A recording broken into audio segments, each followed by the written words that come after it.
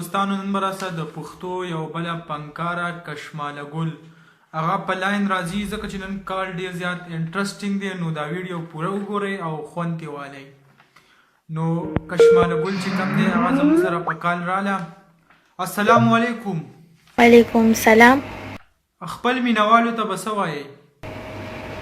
او ما خپلو مینوالو ته دا خبره کوله چې دا ځل چې کوم دی نو زما اختر د مسافر سره قطر کې دی.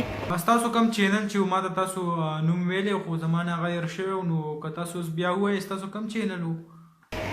او ما خو تاسو ته خپل چینل کومه نامه چې وه هغه خو ما تاسو ته ښوولې وه کشماله میوزیک، هغه به تاسو سبسکرایب کړئ ضرور.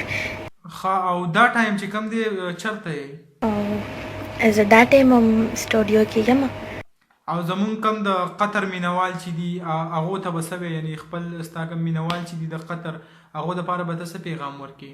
او د قطر مینوالو ته مې دا پیغام دی چې د هغوی دپاره دا خوشخبري ده چې زه دا ځل قطر ته روانه یم او د شو ته د راتلو تیاری وکړئ تاسو.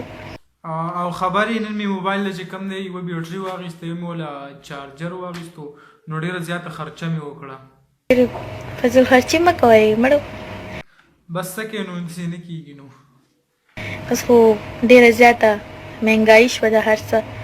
او یو خو دونه ډېر باران شروع شوی دی ګینې د کور نه به بار راونوځې دومره زیاته لکه باران دی.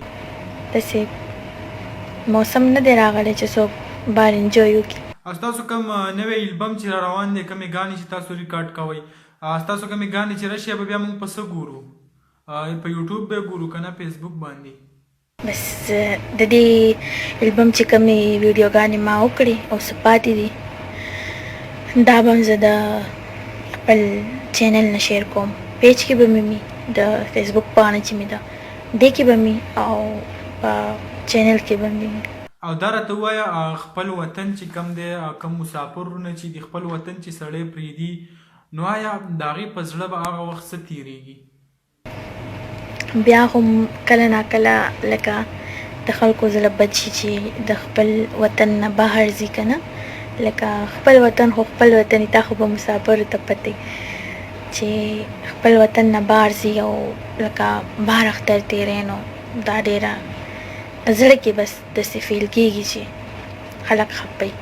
ښه او کوم البم هم چې ریکارډ کړلی کومې ګانې چې پکې دي هغې کې ټپې شته که نه؟ ځکه ټپې زما ډېرې زیاتې خوښې.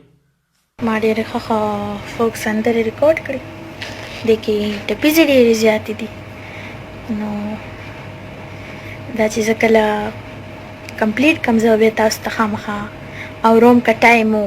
نو ستاسو ډېره زیاته مننه چې موږ له خپل قیمتي وخت کې ټایم راکړو نو ډېره مننه. په خدای م سپارم بیا به خبرې کوو انشاءالله. نو والسلام. جی ملګرو دا چې کوم و کشماله ګل هغه ما ته کال نه و کړی.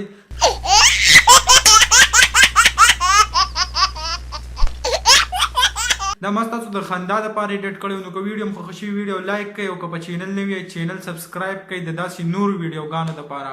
او په کمنټ کې راته ضرور وایئ چې داسې بله ویډیو هغه د چا سره ایډیټ کړم کال هغه چا ته ایډیټ کړم نو دا راته ضرور وایئ. د خدای په امان.